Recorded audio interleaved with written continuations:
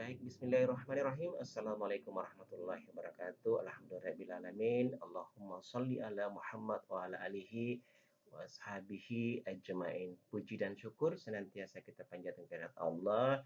Hari ini kita bisa bersama-sama kembali. Salam serta salawat senantiasa tercurah kepada baginda Rasulullah Muhammad Sallallahu Alaihi Wasallam. Ya, Ananda semua yang dimuliakan oleh Allah, hari ini kita melanjutkan pembelajaran kita masih berkaitan dengan sifat-sifat Allah. Hari ini kita akan membahas tentang sifat kudrat, ya, sifat wajib Allah yaitu sifat kudrat. Nah, apa yang dimaksud dengan sifat kudrat? Kudrat itu artinya berkuasa. Jadi Allah Subhanahu wa taala itu maha kuasa. Allah Subhanahu wa taala menguasai apa yang ada di langit dan di bumi. Kekuasaan Allah tidak terbatas tempat dan waktu. Dia berkehendak mewujudkan atau menyediakan segala sesuatu. Dia kuasa memberikan hal-hal yang baik. Dia juga berkuasa untuk meniadakannya. Jadi Allah Subhanahu wa taala memiliki kekuasaan yang tak terbatas, tidak dibatasi dengan tempat, tidak dibatasi dengan waktu. Mana yang dimaksud dengan dibatasi oleh tempat? Misalnya kalau ada orang yang mempunyai kekuasaan di tempat tertentu, misalnya di Makassar, di luar Makassar dia tidak mempunyai kekuasaan lagi. Ya, misalnya presiden kita, ya, di Indonesia mempunyai kekuasaan, tetapi kalau di negara lain, di Amerika mungkin dan lain sebagainya, di negara lain, ya, beliau tidak mempunyai kuasa. Dibatasi oleh waktu, misalnya hari ini dia mempunyai kekuasaan, ya, mungkin besok uh, dia tidak punya lagi kekuasaan. Itu yang dimaksud dengan dibatasi oleh waktu. Tetapi Allah Subhanahu wa taala, saya ulangi sekali lagi, Allah Subhanahu wa taala mempunyai kekuasaan yang tak terhingga, tidak dibatasi oleh tempat dan tidak dibatasi oleh waktu. Nah,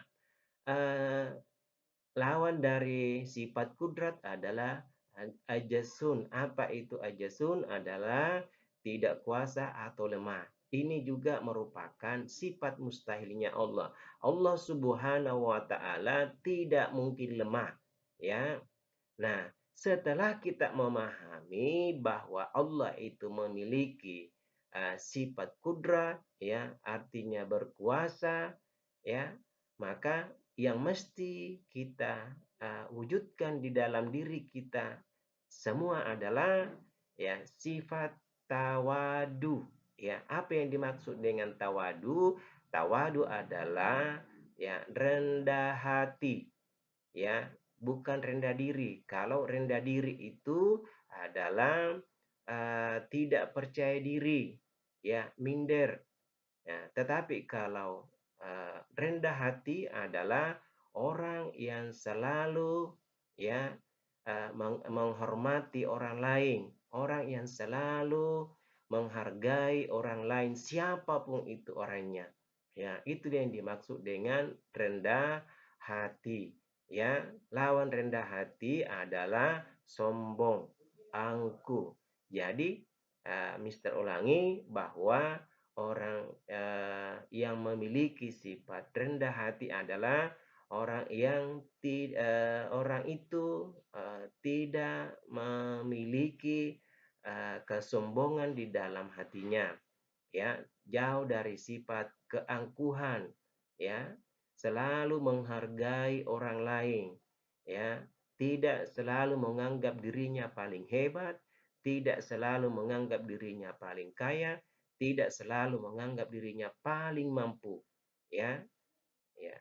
Makanya alhamdulillah mudah-mudahan kita semua termasuk Mister dan bil khusus Ananda semua, mari setelah kita memahami sifat-sifat wajibnya Allah, sifat kudrat, maka kita wujudkan sifat tawadud di dalam diri kita masing-masing.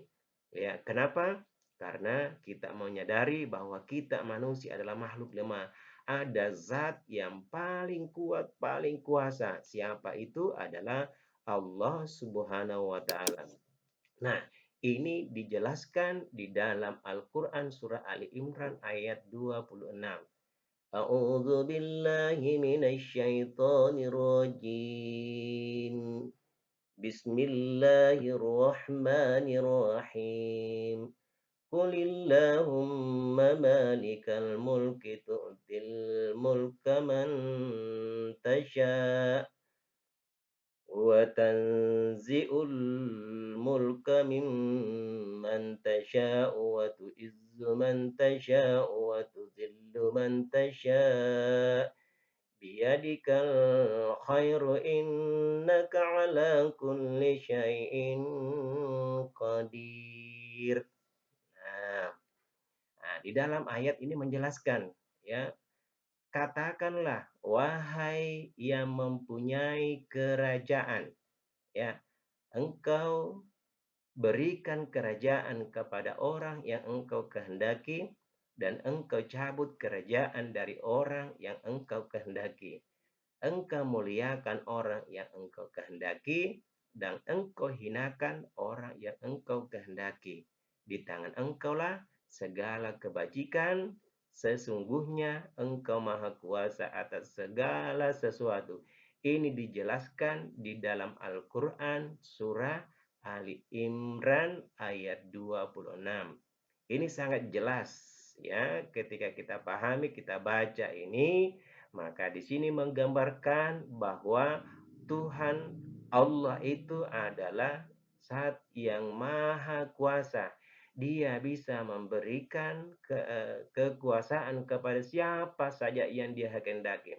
Ya, bisa saja si A, si B, atau si C. Tetapi ketika Allah Subhanahu wa taala ingin mengambilnya, maka dengan serta-merta Allah bisa mencabut kemuliaan, ya, dan bisa memberikan kehinaan kepada siapa saja. Ya, tentu saja di sini Allah tidak semena-mena untuk menghinakan orang lain.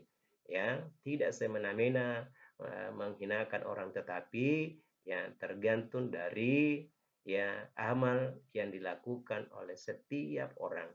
Makanya di sini, ya, setelah kita memahami seperti yang Mister jelaskan tadi, bahwa dengan memahaminya bahwa Allah itu memiliki sifat kudrat, maka yang harus muncul di dalam diri kita adalah tawadu. Karena di sini sudah jelas-jelas Allah memberikan gambaran kepada kita bahwa Allah mempunyai kekuasaan. Siapa saja yang dia kehendaki untuk diberikan kekuasaan, diberikan kemuliaan, ya, maka Allah, ya, bisa diberikan kepada siapa saja. Tetapi kalau Allah Subhanahu wa taala menghendaki, ya, atau mencabut kemuliaan itu, ya, atau dia Allah menghinakan seseorang, maka tentu Allah Subhanahu wa taala juga, ya, tidak ada sesuatu pun yang bisa menghalangi, ya, apa yang menjadi kehendak Allah, ya.